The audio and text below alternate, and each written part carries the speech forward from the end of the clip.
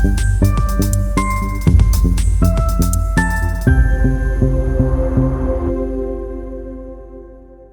is aan die einde van 'n reeks met die naam When in Rome.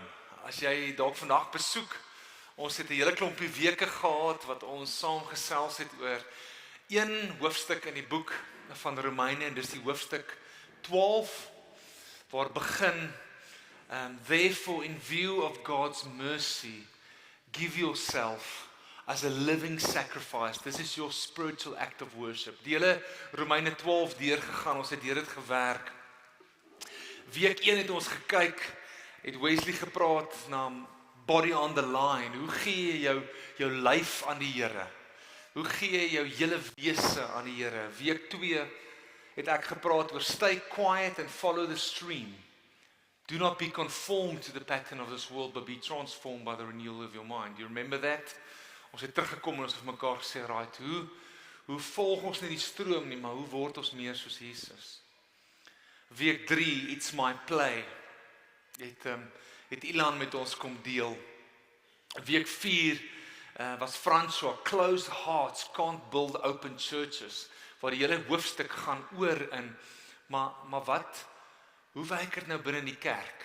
Hoe het ons mekaar lief en hoe help ons mekaar, hoe dien ons mekaar? En te verlede week het broer Evan met ons gepraat oor how to be known and to know God and to know each other. En hoe leef ons waar ons nie net peace fakers of peace breakers is nie, maar peace makers is in 'n wêreld rondom ons. En vandag is dit vir my lekker om ons week of ons paar weke saam af te sluit in die boek van Romeine. Ek gaan nou vir jou sê wat is ons tema vir vandag. Okay. Maar ek wil jy moet eers gou na die skerm agter my kyk. En terwyl jy dit kyk, gaan ek 'n paar flieks opsit. Wie ken hierdie fliek aan die linkerhand? Freedom, yes. Wie ken die fliek aan die linkerhand? Mean Girls. Hoop ek nie te veel hande nie. Okay. Alright, maar daar's 'n paar girls wat se hande opgegaan het. Okay, volgende flieks. Gladiator. Enige Gladiator fans hierso? Gladiator, one of the best movies ever made, in my opinion. Man on Fire, Denzel Washington. En dan Jason Statham. The Wrath of Man. Quotasie of 'n gedeelte uit, nie quotasie nie, heeltemal verkeerde woord. 'n Quote. Aanhaling. Die quotasie vir my preek vanoggend.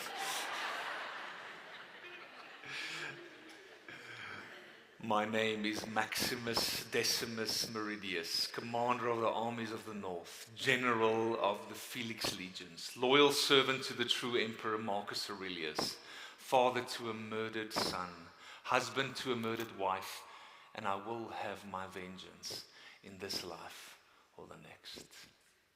Oeha. As ek daai lees, die manne, daar staan so iets in jou op, nee, okay. What is the common denominator between all of these movies? And the sad thing is we actually love these movies. But you know what's driven all these movies? Revenge. Vengeance. Wraak. Braveheart, selfe storie. Vrou voor hom vermoor en hy het sy wraak gehad. Daar's nou 'n klomp ander subtekste ook in die storie, but it was actually driven by revenge. You know that we actually love revenge stories. There's something in mankind that says we want vengeance. People with personal wounds. Jou ouers wat jou seer gemaak het. Huweliksverraad, familieskeuring. Besigheidsoneerlikheid, kerkseer, hurt in church, gebroke vriendskappe, gemeenskapswonde soos rassehaat, xenophobia that's actually now suddenly stuck out its head again in our country, politieke frustrasie, korrupsie, moegheid, ekonomiese onreg waarvan baie van julle al ontvangers was. Misdaad en geweld. Big things like this, or the little things. Road rage. Steek gee jou hand op. Dis mos die kerk, ons moet eerlik wees. Evan, ek sien daai hand, JP. Of iemand, of dit nou jou kind of jou vrou is, vir daai oogies so rol. Of wanneer jou geliefde vir jou seer gemaak het en jy gee vir hulle die koue skouer, or you just ghost them. And the temptation becomes, I'll get even.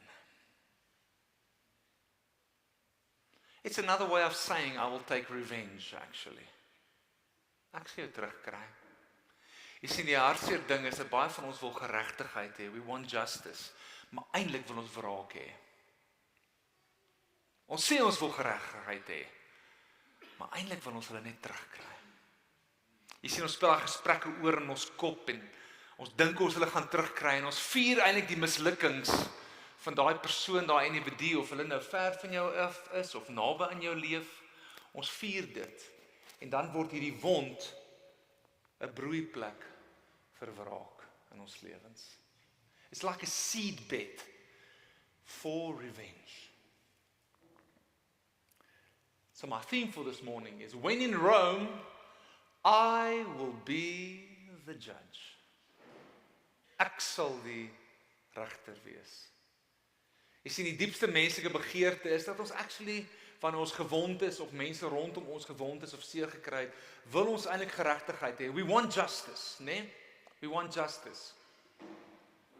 Maar as ons nou kyk na die laaste teks in Romeine 12 vers 19 tot 21, then the question isn't actually how do I just look for justice. The question is, how do I look for justice in a godly way and that it doesn't turn into revenge?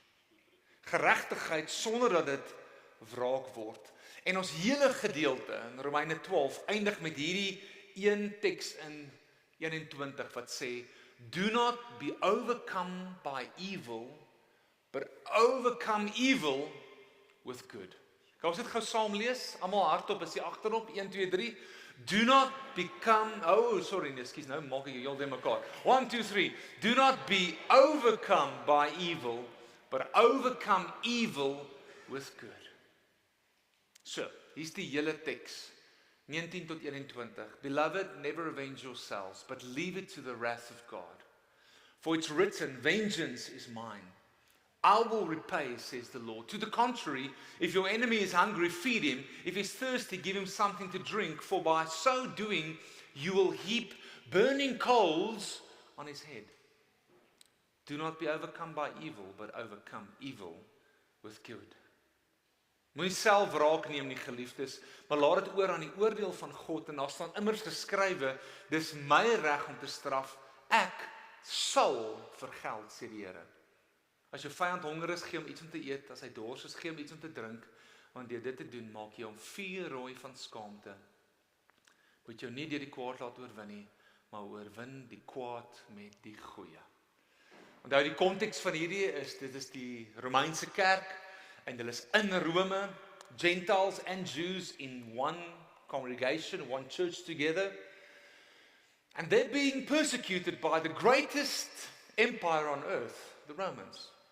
Hulle is onderdruk, daar was social inclusion, wat ons nou baie oor gepraat het, hoe mense nie kon bybly as gevolg van hulle staans vir Christus nie, kon hulle sekere dinge nie doen nie, hulle is uitgeskuif, they were persecuted, literally persecuted, there were injustice, and the temptation to retaliation was real.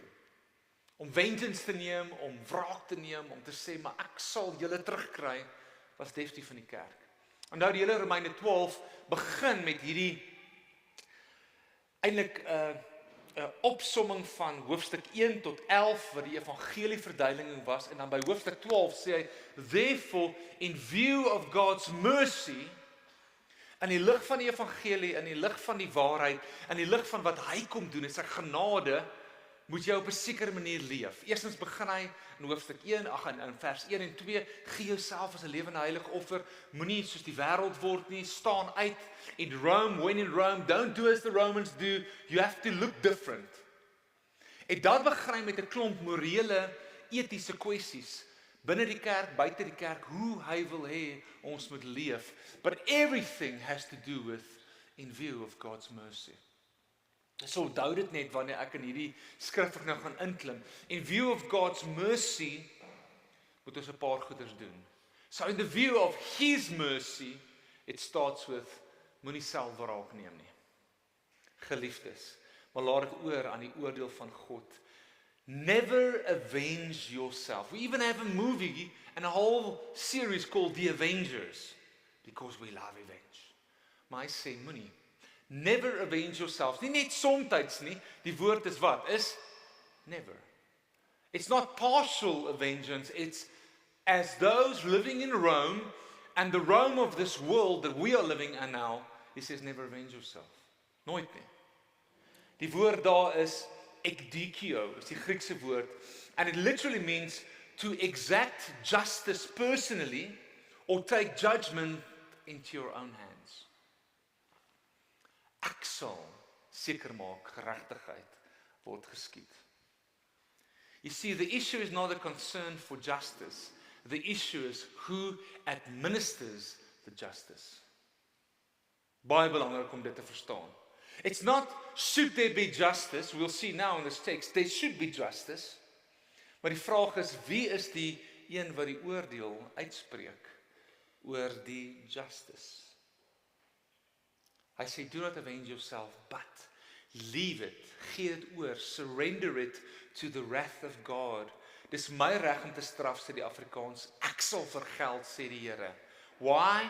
For it's written, vengeance is mine, I will repay, says the Lord. Daar's 'n belofte. I will repay. It was out of Deuteronomy. The book of Deuteronomy, the Song of Moses in chapter 32, verse 35, God promises to vindicate His covenant people. En dit beantwoord die vraag, is Paulus nou besig om te sê, hoor, moet ons maar passief terugstaan, wanneer slegte goeders gebeur, en wanneer ons letterlik verkeerd hanteer word? Wanneer injustice gebeur in ons lewens, moet ons net passief terugstaan? Nee, hy herposisioneer net geregtigheid. He's literally repositioning who has the right to execute judgment. En die grootste geskenk wat ek vandag vir julle op Vadersdag kan gee, is om julle eintlik vry te maak. Ek wil jou vry maak. Because many of you are assuming the role of judge. And you were never meant to carry that burden. Ek gaan weer sê. We are assuming the role of judge, but it's too heavy to carry. I want to help you become free this morning. Vir die mans, maar ook vir die vrouens hier vanoggend. Die vraag is nie wie vergeet geregtigheid nie. Die vraag is wie moet geregtigheid bring. Who needs to execute judgment. And it's amazing, chapter 13, Paul then says, he never pacifies or says you shouldn't judge. In chapter 13, he's actually talking about courts and those that God has put in place to make sure that justice is executed, church discipline, confronting abuse, reporting crime. Maar is gebed in die waarheid that God says, I will repay. Het jy dit gelees? I will repay. Vengeance is mine. I will repay. Ek wil vandag vir jou sê, die Here gaan elke injustice on this earth, He will repay. Nou, in my eie lewe het ek dit al gesien gebeur, dat die Here in hierdie lewe baie keer ongeregtigheid wat aan my gedoen is, repay op sy manier. Nou, die van julle wat kan onthou, toe ons in hierdie venue amper ingetrek het, was daar 'n bietjie ongeregtigheid teenoor my gepleeg. Ek weet nie of julle kan onthou nie, né? Die van julle wat toe in die kerk was, ek het die rapport se voorblad gemaak. Hoe amazing is dit? Dankie, baie dankie. Front page of the most known Afrikaans paper, want ek is in 'n skandaal ingetrek, totaal en al onregverdig. As julle kan onthou, ons het 'n deal met die skool gehad dat ons gaan help om vir 'n paar goederes hier te betaal, eintlik maar uit hier vooruit, sodat ons hier kan kom kerk hou, en skielik het die nuus en die sensasie dit heeltemal anders opgetel. En ek onthou, it was so amazing, hy Saterdag aand, na die rapport, joernalis my gebel het, lê ek in my bed, en die genade van die Here was, in my hart fluister hy en hy sê, môre gaan jy op die rapport se voorblad wees. Ek het gevoel die Here sê dit vir my. Maar toe sê hy vir my, dit gaan okay wees. Lo and behold, die volgende oggend, tada! Hulle vat 'n video greepie, wat ek vir julle as kerk gestuur het, om te sê, baie dankie, vir hoe julle gee vir ons bouprojek, om deel te wees. Ek het nog daarbo gestaan, hierso was net chaos gewees, en hulle vat die greepie waar ek toe so staan. Asof ek pleit vir geld. You know what God spoke to my heart? He says, the truth is like a lion. It doesn't need somebody else to defend it. Was dit vir my moeilik natuurlik, vra my vrou. Het ek 'n slapelose nag gehad? Ja, was nie lekker nie. But God had a way within 24 hours, with a lot of wisdom and a very good declaration we made on social media, het ons onsself het gou reggestel, wat's ons posisie, ons het niks mee te doen nie, bla bla bla, en die Here het ons gevindicate. So God vindicated me very quickly on this earth. Dis nou my eie persoonlike storie. Maybe you have a story like that, where you were wronged, and God took the situation and He pulled it correctly. But what happens if that doesn't happen on earth? Is daar 'n belofte, en daar's twee beloftes. Every wrong, every injustice in this earth, on this earth, will be dealt with, either in hell, for those who've never repented and accepted Jesus as Lord and Savior, or it has been dealt with on the cross for those who've accepted and repented and took Jesus as Lord and Savior in their life. Dit sal gejudge word. Ek is besig om deur die psalms te lees, en arme Dawid wat so uitskreeu, nou, Here, justice, justice, justice. God, in hell, God will always punish injustice and every sin. In hell for those who did not repent and accept Jesus as Lord and Savior, and on the cross for those who repented and accepted Jesus as Lord and Savior. David calling out for justice, and God says, I will judge rightly. You see, the temptation isn't merely anger and revenge. It's assuming God's role as judge. Dis hoekom dit eintlik 'n worship issue is. Are you sitting on the throne where only He can sit? And God's invitation today is get off the throne. The gospel wants to free you not to be the judge. Moenie self die judge wees nie. It's too burdensome to take that role. You know, because God is the only one qualified to be the judge. He's the only one righteous, the only one holy.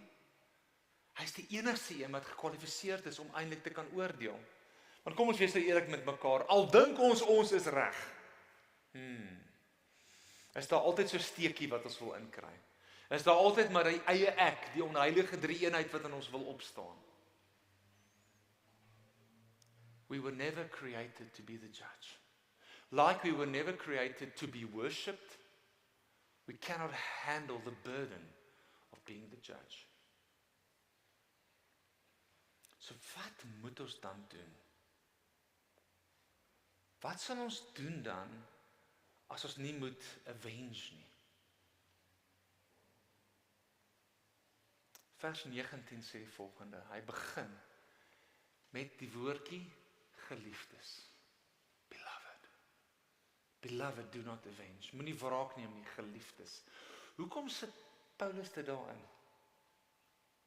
Because when you know that you are loved, wanneer jy weet jy is geliefd deur die Vader, deur die Regter, verander hy jou identiteit, dat jy nie hoef ander mense te na te kom en wraak te neem nie. Something happens when you know who you are. When you know you are loved by the Father, the Creator, kom daar 'n security in jou. Baie keer probeer ons veg vir onsself, want ons is actually baie insecure. But when you know you are beloved, then, and we'll get to that now, enemy love is possible because of belovedness. Jy is geliefd, En omdat jy geliefd is, kan jy actually ander lief hê. Because you are secure in who you are.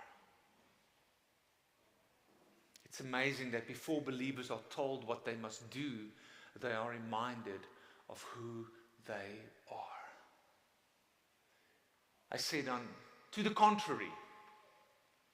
Hy sê, moenie dit doen nie, moenie avenge nie, ek sal revenge, it's my job, dis my posisie, I'm the judge. Nou sê hy heeltemal iets baie radikaal. Hy sê nou, to the contrary, if your enemy is hungry, feed him. If he's thirsty, give him something to drink.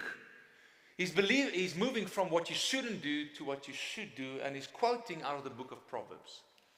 Uit die Spreuke 25 vers 21 is hierdie spesifieke ding wat gequote word.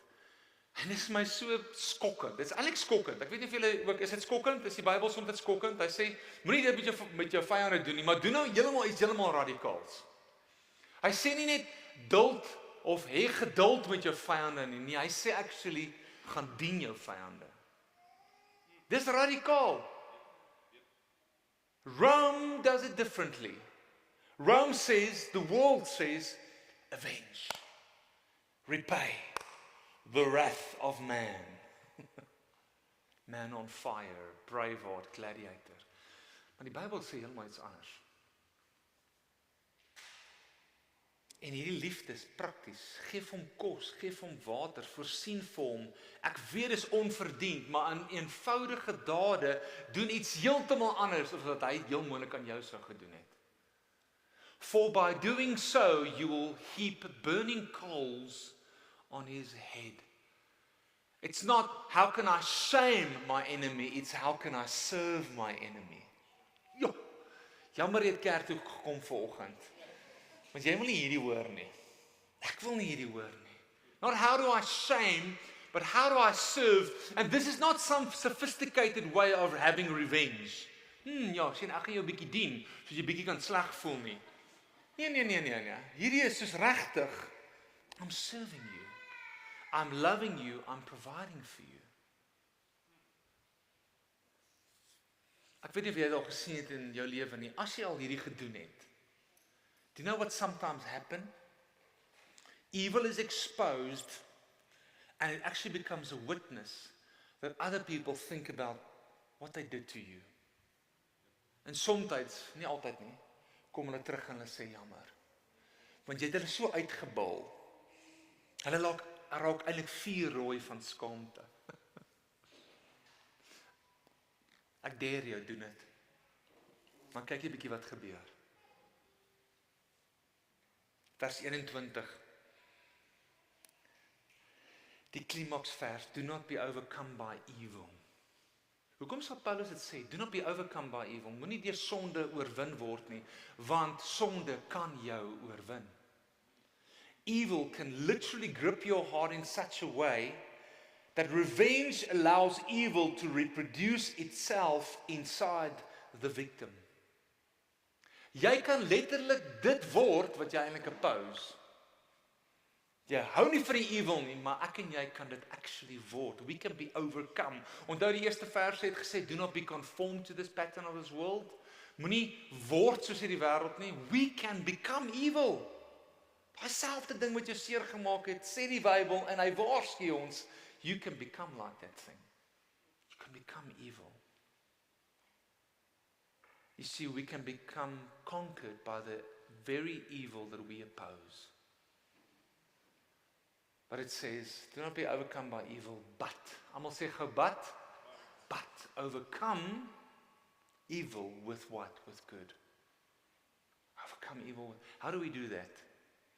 You literally have to live in the opposite spirit. Living in the opposite spirit. Dis wat Rome doen, dis wat die wêreld doen, dis wat die wêreld verwag. En sê, jy moet revenge hê, jy moet kwaad wees, jy moet in jou hart, nie net altyd publiek nie, maar in jou hart, hoop jy eintlik iets slegs gebeur met hulle. Ek hoop so hulle kry ook seer. Hulle het my seer gemaak. Ek hoop so iemand doen hulle ook in, soos hulle my ingedoen het. Maar die woord sê, nee, live in the opposite spirit. Lewe anders. Tieners, as jy by die skool is, en daai boelie is daai boelie. Of daai maatjie word die, jy weet wat ek wil sê. Hulle rugsteek jou. Hulle praat agter jou rug. Hulle skinder oor jou. Gaan jy dit nou met hulle ook doen? Nee, die woord sê, live in the opposite spirit. En dan sê hy hoe ons dit moet doen. Through active enemy love expressed in practical goodness. Praktiese enemy love expressed in practical goodness. Because you see, when evil overcomes you, you retaliate, you mirror hostility, you answer sin with sin, but when you overcome evil, you trust God's justice. You practice enemy love and you answer evil with gospel-shaped goodness. Ek gaan weer sê, Paulus se antwoord is nie een van 'n passiewe, roll over and die, let injustice just happen with you nie. Nee, hy eintlik roep jou na twee goeders toe. Hy roep jou om die judge te vertrou that he will act justly. And secondly, he calls us to do radical things, to love our enemy, trust and love.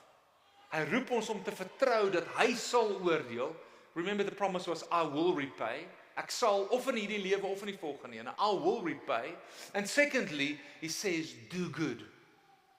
Live in the opposite spirit. Maar hier's die amazing ding. Paulus gee nie net vir ons 'n klomp morele goody two shoes, doen dit nie. He's actually, what he's doing is, he's showing us how Jesus lived. Because I don't know about you, whatever I've preached up until now in the last 15 minutes is absolutely humanly impossible. Want ons hele natuur sê, I want to have revenge. But then he shows us 1 Peter. 1 Peter 2 verse 21 to 23 says, for to this you have been called, because Christ also suffered for you. En dis die ding, leaving you an example, so that you might follow in his steps. He committed no sin, neither was deceit found in his mouth. When he was reviled or reviled, ek het nie 'n klou om dit uit te spreek nie. He did not revile in return. When he suffered, he did not threaten. No word he saw, but continued entrusting himself to him who judges justly. Dis die grootste example om te volg. To continually entrust yourself to who? The Father. On Father's Day. The just judge. And that word entrust literally means to give over, to surrender. Om te laat gaan, om te sê, my Here, ek gaan U vertrou hiermee. You see, the pattern of Christ was, he was betrayed. False accusation, humiliation, violence, yet he refused to have vengeance. Hy het nie gedoen nie. Not because justice didn't matter, but because he entrusted himself to the just judge. Dis nie 'n weak posisie van, ag ja, laat injustice maar met my gebeur nie. No, actually, it's a position of strength that he's calling us to.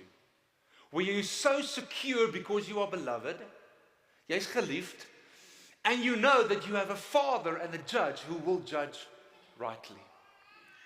And he will fight for you. God sal vir jou veg. Of in hierdie lewe, of in die volgende ene.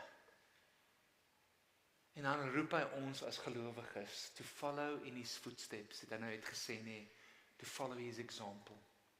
It's not saying, Romans is not saying, come on, be nicer. Hy sê eintlik, follow the Christ-like life. That's what he's saying. Hier's so 'n opsomming skematies. 1, someone has wronged me. It's happened to all of us. Maybe you are there right now. I wanted justice, but I confused justice with revenge. But then God claims judgment as his own. We are not allowed to judge. And then Christ calls me, 1, to trust his judgment, and to actively love my enemies. Sien julle dit? To trust and to love, to trust and to love, to trust and to love, to trust the Father, to love my enemy. So 'n bietjie terug vir ons lewens. Dalk sit jy tans hier met baie familiekonflik. Verraad in die werkplek. Ek weet van baie van julle wat julle werk verloor het. Unjustly, things have happened. Dalk rassewonde, racial wounds. Teleurstelling in die kerk, konflik rondom leierskap. Sosiale media, daar is die lekkerste plek om revenge te hê, né?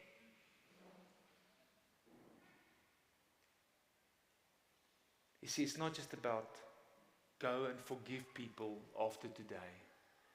Paul is actually aiming at something deeper. He's forming people. Hy roep ons uit om te sê, trust God's judgment, imitate Christ, refuse vengeance, and love your enemies.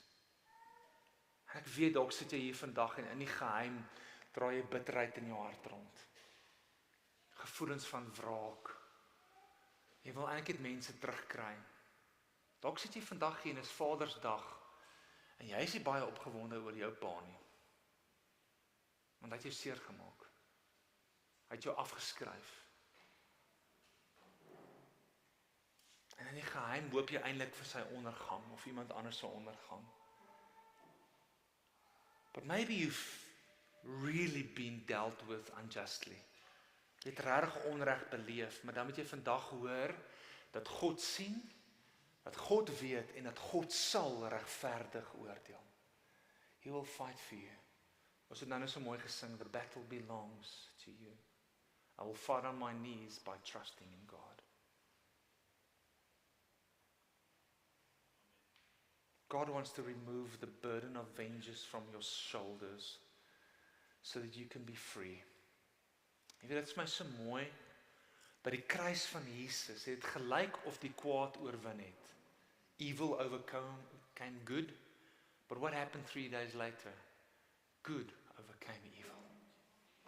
And because of that, we can live in the resurrection power of Christ, live in the opposite spirit, and be a people that don't just try harder, but lives from the victory of Christ. Wat hy op die kruis vir ons kom wen het. Jy hoef nie 'n slaaf te wees van jou verlede. Jy hoef nie 'n slaaf te wees van jou seer of jou bitterheid nie.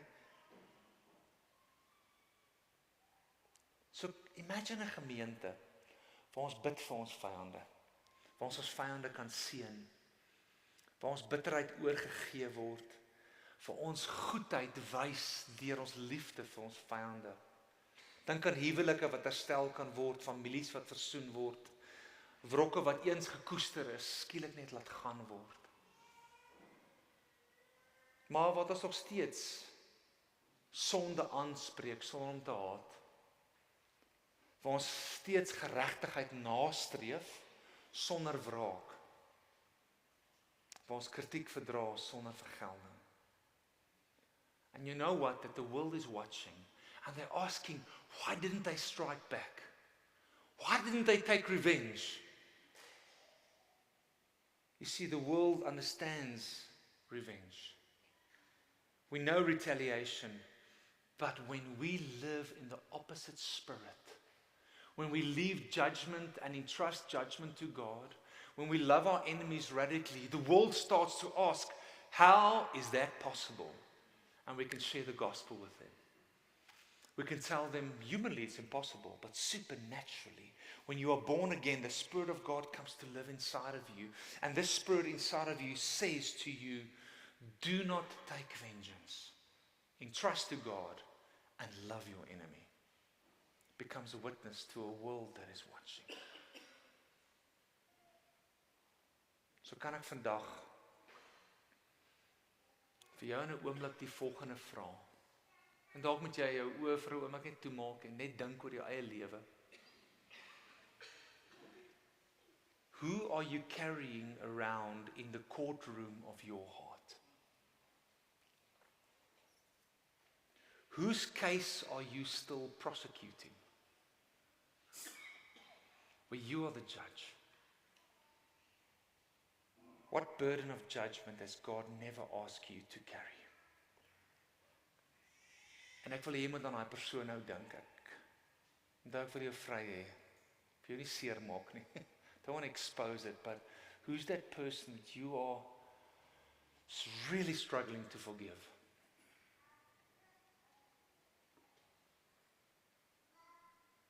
Someone who wounded you, someone that you're currently avoiding, and if it's a family member, I know it hurts even more. Someone you resent. Would you humbly bring that person before God right now? Sê daai persoon net voor die voete van Jesus kom neerlê. Sommige so in jou geestesoog.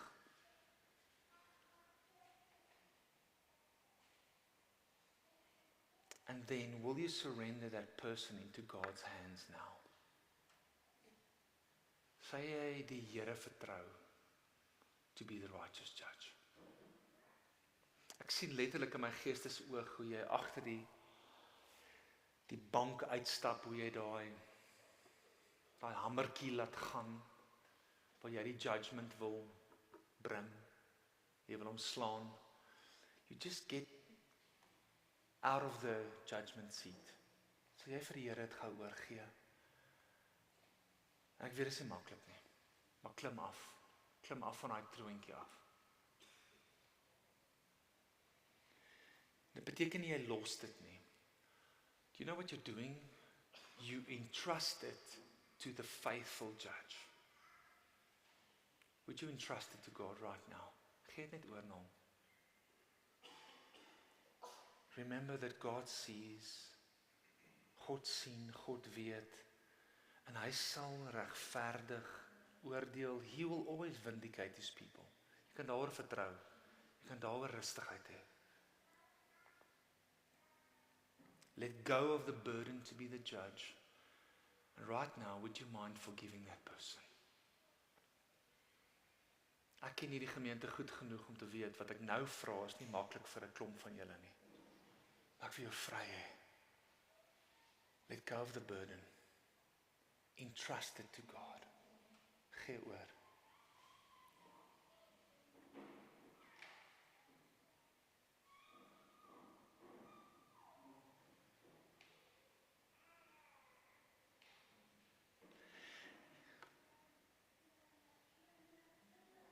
Because the gospel is true, we no longer need to become what wounded us. We can be free. So hier's my challenge dan aan jou, om dit prakties te gaan maak hierdie week. Want hy het nou gesê, in the contrary, repay evil with good. Van jou vyand honger is, gee hom iets om te eet. Dors is, iets om te gee. Wat 'n praktiese goed kan jy die week gaan doen dalk vir jou vyand? Vyand in aanhalingstekens, of die persoon wat jy nou moes vergewe. Miskien is dit 'n gebed vir hulle in jou binnekamer, of 'n gebed op die foon, en sê, hoorie, kan ek sommer vir jou bid? Miskien is dit 'n gesprek, 'n koffie. Miskien is dit om hulle te seën. Miskien is dit om vir hulle kos te vat. 'n Act of service. Of om net te kies, ek gaan nie meer negatief oor daai persoon praat by ander mense nie. Dit gaan jou vry maak. You see, the future belongs not to those who master revenge, but to those who trust the judge, follow the crucified King, and overcome evil with the goodness of God. Kerk, kom ons wees vry. Kom ons leef actually wat die Bybel vir ons sê. And when in Rome, not to do as the Romans do, but to literally live in the opposite spirit. To be a light shining into this world and to live this that I just said now. But it starts with entrusting whatever you prayed about right now to God and to leave it there now. Gaan los dit nou by hom. Los dit by hom. Laat die Here vir jou veg. Ons gaan hierdie diens afsluit met 'n lied. 'n Seëngebed, splinternuut. Ek is deel van 'n beweging met die naam Nuwe Lof. Ons skryf nuwe liedjies of ons vat ou liedjies, ons maak dit bietjie anders. En hierdie lied is deur Louis Brits neergepen en ons gaan eindig met dit as 'n seëngebed vir mekaar, ook op hierdie Vadersdag. En 'n gebed van seën beteken, ek kan nie iemand seën as ek met 'n wrok in my hart teen hulle rondloop nie, nee. So terwyl ons sommer nou dit sing, dink aan die persoon wat jy nou moes vergewe het. Seën hulle. Dit is op YouTube, dit is op Spotify, dit is op wat ook al beskikbaar. Dalk maak ek dit vir jou maklik nou prakties, stuur die liedjie vir hulle aan vandag. Seën hulle. Ons gaan opstaan, die woorde gaan opkom, hulle gaan die musiek vir ons speel daar agter en dan gaan ons hiermee afsluit. Sê saam met my opstaan en kom ons doen die seëngebed. Here, ons vra u seën oor hierdie gemeente en dat ons 'n seën sal gaan wees daar buite, Here. Mag ons anders leef, Here. Mag ons anders leef as die Rome rondom ons. Mag ons uitstaan en mag ons in view of God's mercy anders leef en onsself volkome vir u gee. Here, dankie vir hierdie Vadersdag. Ons bid sommer vir almal wat saam met familie vandag kuier om dit te seën en u hand oor ons te hou. Ons is lief vir u, Here. En ons dankie vir ons tyd saam. Amen en amen.